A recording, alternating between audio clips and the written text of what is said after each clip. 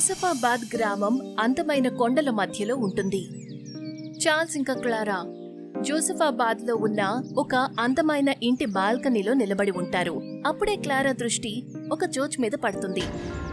Charles, అలా చూడు, కొండ మీద అందమైన పచ్చదనం మధ్యలో చర్చ్ ఎంతో బాగుంది కదా. పద చార్ల్స్, చర్చ్కు వెళ్దాం. నువ్వు చెప్పిన ఆలోచన అయితే చాలా బాగుంది. ఎలాగో మనకి ఈవేళ ఈ ఊర్లో మొదటి రోజు, ఇక మనం ఇక్కడే ఉండాలి కదా. ఈ ఊర్లో అందరిలో కలిసిపోవడానికి చర్చ్ కంటే మరొక చోటు ఇంకేదే ఉండదు. కాసేపటి తర్వాత చార్ల్స్ ఇంకా క్లేరా చర్చ్ బయట నిలబడి అటు ఇటు చూస్తూ ఉంటారు. అప్పుడే వాళ్ల చెవులకు ఒక మహిళ గొంతు వినిపిస్తుంది. మీరిద్దరూ ఎవరు? మీరు ఈ ఊరి వాళ్లలా లేరే? చార్ల్స్ ఇంకా క్లారా చూసేసరికి వాళ్ల వెనక ఒక ఆవిడ నిలబడి ఉంటుంది. ఆవిడ వాళ్ళిద్దరినీ దీర్ఘంగా చూస్తూ ఉంటుంది. నా పేరు చార్ల్స్, ఇక తనేమో నా ఫ్రెండ్ క్లారా. మీరు చెప్పింది నిజమే, మేము ఊరికి కొత్తగానే వచ్చాం. నా పేరు మార్థా. ఒకవేళ మీరు ప్రాణాలతో ఉండాలి అనుకుంటే ఈ చర్చ్కి దగ్గరగా ఎప్పుడు రాకండి. ఈ చర్చ్ ఎన్నో ఏళ్లుగా మూతపడుంది. ఆ మాట చెప్పి మార్థా ఎంతో వేగంగా అక్కడ్నుంచి వెళ్లిపోతుంది. ఆ తర్వాత చార్ల్స్ క్లారా వైపు చూసి ఇలా అంటాడు. అరే, విచిత్రంగా ఉందే. ఈ చర్చ్ పరిస్థితి చూస్తుంటే చర్చ్ మూతపడిందని తెలియడం లేదు. ఒకవేళ మూతపడి ఉంటే దీని తలుపులు ఎందుకు తెరుచుంటాయి? చార్ల్స్ ఆ మాట అంటాడో లేదో అంతలో చార్ల్స్ చెవులకు ఒక అమ్మాయి గొంతు వినిపిస్తుంది. మీరిద్దరూ చర్చ్ బయటే నిలబడి ఉంటారా, లేక లోపలికొచ్చి ప్రే చేస్తారా? చార్ల్స్ ఇంకా క్లారా ఎప్పుడైతే వెనక్కి తిరిగి చూస్తారో అప్పుడు ఎదురుగా ఒక అందమైన నన్ నిలబడి ఉంటుంది. చార్ల్స్ నన్ వైపు చూసి, ఇప్పుడు కొన్ని క్షణాల క్రితమే మార్తా అనే ఒక ఆవిడ చెప్పింది ఈ చర్చ్ ఎన్నేళ్లుగా మూతబడి ఉందని. కానీ తను చార్ల్స్ మాటకు సమాధానం చెప్పలేదు. ఆమె వేగంగా చర్చ్ లోపలికి వెళ్లిపోతుంది. చార్ల్స్ ఇంకా క్లారా కూడా ఆమె వెనకాలే చర్చ్ లోపలికి వెళ్తారు. చర్చ్ లోపల చీకటిగా ఉంటుంది. ఉన్నట్టుండి చర్చ్ లోపల ఉన్న కొవ్వొత్తులన్నీ వాటంతటవే వెలుగుతాయి. అది చూసి చార్ల్స్ భయపడుతూ ఇలా అంటాడు. ఏం జరుగుతుంది క్లారా? నాకెక్కడేమి సరిగా అనిపించడం లేదు. మనం ఇక్కడి నుంచి వెళ్ళిపోవడం చాలా మంచిది. ఆవిడ నన్నెక్కడికి మాయమైపోయింది? అప్పుడే చార్ల్స్ ఇంకా క్లారా చెవులకు ఎవరో ఒక ఆవిడ గొంతు వినిపిస్తుంది. వాళ్ళిద్దరూ ఎప్పుడైతే వెనక్కి తిరిగి చూస్తారో అప్పుడు వాళ్ళిద్దరికీ మతిపోతుంది. వెనక అదే నన్ నిలబడి ఉంటుంది. ఆవిడ మొహం ఇప్పుడు ఎంతో భయంకరంగా ఉంటుంది. ఆవిడకసలు కనుబొమ్మలే ఉండవు. ఆవిడ వాళ్ళిద్దరినీ ఎంతో విచిత్రంగా నవ్వుతూ చూస్తుంది. అంటే దీని అర్థం మార్తా అని ఆవిడ చెప్పింది నిజమే. క్లారా వణికిపోతూ ఆ భయంకరమైన నన్ని చూసి, నాకు తెలుసు, ఈ చర్చ్లో శపించబడిన ఒక నన్ నివసిస్తోందని. కానీ నేనిక్కడికి ఒక ఉద్దేశంతో వచ్చాను. ఏంటా ఉద్దేశం? పెళ్లి తర్వాత గత 2 ఏళ్లుగా నేను 3 సార్లు గర్భవతినయ్యాను. కానీ ప్రతిసారి కొన్ని నెలల తరువాత నా గర్భాన్ని కోల్పోతున్నాను. నేను విన్నాను, ఈ చర్చ్ లోపల చాలా మంది మహిళలు సంతాన ప్రాప్తిని పొందారు అని. సంతానం కోసం తప్పించిపోతున్న వాళ్ళు. సరే, ఈసారి నీ గర్భం నువ్వు కోల్పోవు. నీకు ఒక ఆడపిల్ల పుడుతుంది. కానీ నువ్వు నాకు మాటివ్వాలి. యవ్వనానికొచ్చిన తరువాత నువ్వు ఆ అమ్మాయిని నన్ రూపంలో ఈ చర్చ్కి సమర్పించాలి. అంటే నాకు. నేను ఒప్పుకుంటున్నాను.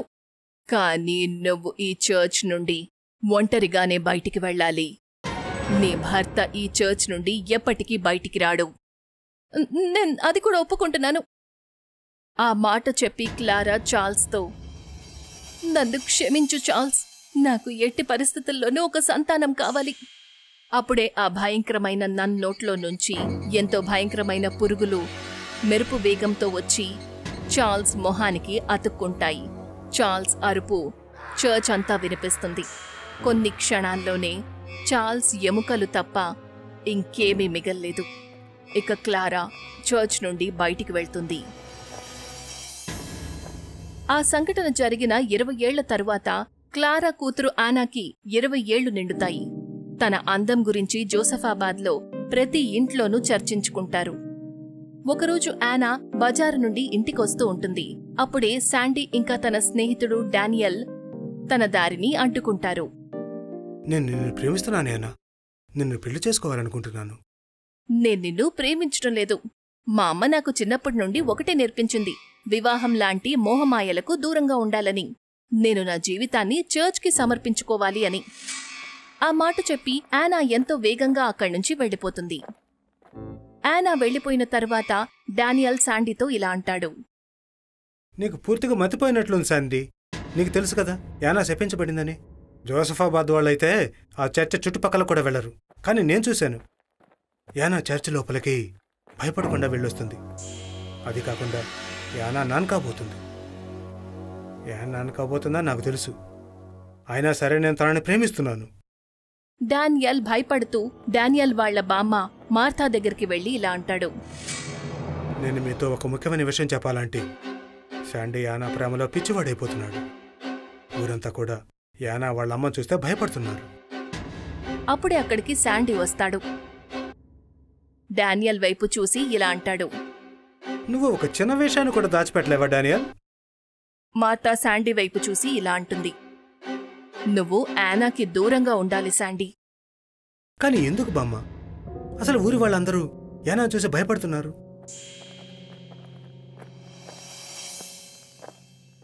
మార్తా ఒక గది లోపల నుంచి చాలా పాత పుస్తకాన్ని తీసుకొస్తుంది.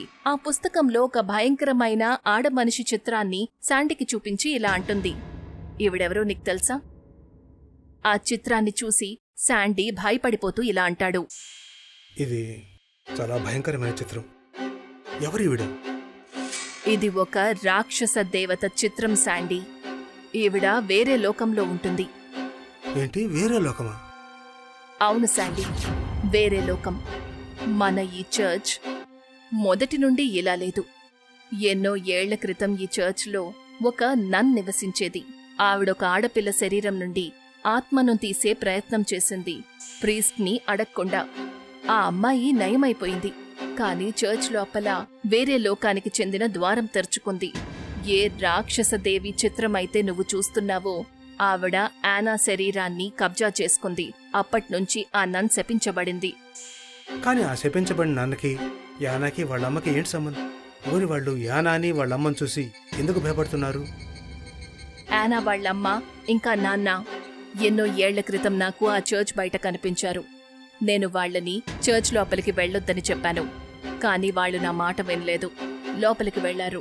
అంటారు కాసేపటి తర్వాత చర్చ్ లోపల నుంచి యానా వాళ్ళమ్మ మాత్రమే బయటికొచ్చింది.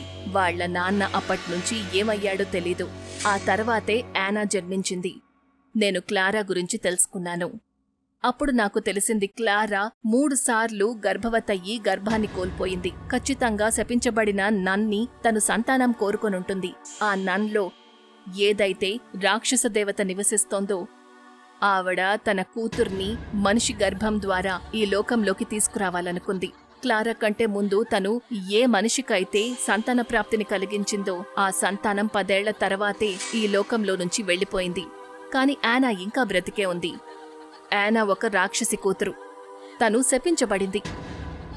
వాళ్ల బామ్మ చెప్పిన మాటలు విని శాండీ మౌనంగా ఉండిపోతాడు. అర్ధరాత్రి సమయమవుతుంది.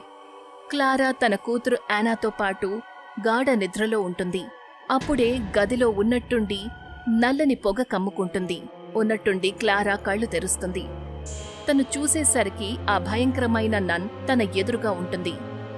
యానా ఇక చర్చ్లోనే ఉంటుంది. తను చర్చ్ బయటికి ఇక ఎప్పటికీ రాదు. ఆ మాట విని క్లారా ఎంతగానో ఆశ్చర్యపోతూ, కాని నువ్వన్నావు కదా నా కూతురు చర్చ్ పట్ల సమర్పితమై ఉండాలి అని, ఒక నన్ రూపంలో. కాని నువ్వు ఈ మాట అయితే చెప్పలేదే, తను చర్చ్ నుండి బయటికి అడుగు పెట్టలేదు అని. నీ పని ఇంతటితో పూర్తయిపోయింది క్లారా. ఉన్నట్టుండి ఆ భయంకరమైన నన్ నోట్లో నుంచి పురుగులు బయటికి వచ్చి క్లారా మొహానికి అతుక్కుంటాయి. క్లారా ఎంతో భయంకరంగా అరుస్తూ ఎముకల గూడుగా మారిపోతుంది. అప్పుడే యానా కళ్ళు తెరుస్తుంది. తను సమ్మోహిత అవస్థలో ఆ భయంకరమైన నన్ని చూస్తూ ఉంటుంది. లే యానా, నిన్ను ఎవరైతే అందరికంటే ఎక్కువగా ప్రేమిస్తున్నాడో ఆ ప్రియుడిని చర్చ్ లోపలికి తీసుకురా. ఆ మాట చెప్పి ఆ భయంకరంగా కనిపించే నన్ మాయమైపోతుంది. యానా ఏదో సమ్మోహితమైన అవస్థలో శాండీ నిద్రపోతున్న ఆ గదిలోకి చేరుకుంటుంది. ఉన్నట్టుండి శాండీ కళ్ళు తెరుస్తాడు. తను తన ఎదురుగా యానాని చూసి ఎంతగానో కంగారు పడతాడు. తను ఇలా అంటాడు, నువ్వు లోపలికలా వచ్చావేనా? నాతో పాటు పద. చార్ల్స్ ఏదో సమ్మోహిత అవస్థలో యానాతో పాటు చర్చ్ లోపలికి వెళ్ళిపోతాడు.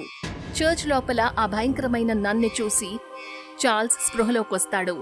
అతను వణికిపోతూ యానా వైపు చూసి ఇలా అంటాడు, ఈవిడెవరి యానా? యానా ఒక రాక్షసిలాగా నవ్వుతూ చార్ల్స్తో ఇలా అంటుంది, తను మా అమ్మ చార్ల్స్. నువ్వు భయపడకు. ఎప్పుడైతే నేను మా అమ్మ నీ శరీరంలోని రక్తం తాగుతామో అప్పుడు మా ఇద్దరి శక్తులు ఈ ప్రపంచంలో అన్నిటినీ వశం చేసుకునేలాగా పనిచేస్తాయి. ఆ మాట చెప్పి యానా మొహం భయంకరమైన నన్లాగా మారిపోతుంది. అప్పుడే వాళ్ళిద్దరి చెవులకు మార్తా మాటలు వినిపిస్తాయి. నాకు తెలుసు ఇలాగే జరుగుతుంది అని. యానా ఇంకా ఆ భయంకరమైన నన్ ఎప్పుడైతే వెనక్కి తిరిగి చూస్తారో అప్పుడు వాళ్ల వెనక మార్తా చేతిలో తుపాకీ పట్టుకుని నిలబడి ఉంటుంది. ఎంతగానో ప్రయత్నించిన తరువాత నేను నా కూతుర్ని ఒక మానవ గర్భం ద్వారా ఈ ప్రపంచంలోకి తీసుకురాగలిగాను. మూర్ఖురాలా, నువ్వేమనుకుంటున్నావు? నువ్వు ఆ ఆట వస్తువుతో నన్ను, నా కూతుర్ని అంతం చెయ్యగలవనా? నేను నీ గురించి, నీ కూతురి గురించి ప్రాచీన పుస్తకాలలో చాలా విషయాలు చదివాను. నాకు తెలుసు, మీరిద్దరూ ఎప్పుడైతే నా కొడుకు శాండీ రక్తం తాగుతారో అప్పుడు మీ శక్తులు తిరిగి వస్తాయి. మీరిద్దరూ మానవత్వం మీద అరాచకం సృష్టిస్తారు. నేను మిమ్మల్ని ఎదుర్కోలేనని కూడా నాకు తెలుసు. అయినా సరే నువ్వు ఇక్కడికి చావడానికొచ్చావా? నువ్వు నా మాట పూర్తిగా వినలేదు. ఒకవేళ నేను నా కొడుకుని చంపేస్తే అప్పుడు నాకు తెలుసు మీరిద్దరూ ఎప్పటికీ శాశ్వతంగా ఈ చర్చ్ లోపల బందీలుగా ఉండిపోతారు. మీ శక్తులు కూడా అంతమైపోతాయి. మీ ఇద్దరి బారి నుండి మానవత్వాన్ని కాపాడడం కోసం నేను నా కొడుకు ప్రాణాలు తీయాల్సి వచ్చినా సరే నేను దానికి సిద్ధమే. ఆ మాట చెప్పి మార్తా వెంటనే షూట్ చేస్తుంది. నువ్వెందుకిలా చేశావు? నీ కొడుకునే నువ్వు చంపేశావు. అప్పుడే ఆ భయంకరమైన నన్ ఇంకా యానా శరీరానికి నిప్పంటుకుంటుంది. మార్తా వెంటనే చర్చ్ నుండి బయటికి వస్తుంది. ఎంతో పెద్ద ఈదురుగాలులతో ఆ చర్చ్ ద్వారం మూసుకుపోతుంది. బయట డానియల్ వణికిపోతూ మార్తాతో ఇలా అంటాడు, మీరెందుకిలా చేశారు? మానవత్వాన్ని కాపాడడం కోసం నా దగ్గర ఇంతకంటే వేరే ఏ దారి లేదు. ఇక రాక్షస దేవత అలాగే తన కూతురు శాశ్వతంగా ఈ చర్చ్ లోపల బందీలైపోతారు. ఇక వాళ్ళెప్పటికీ బయటికి రాలేరు. ఆ మాట చెప్పి మార్తా డానియల్ని తీసుకుని అక్కడి నుంచి వెళ్ళిపోతుంది.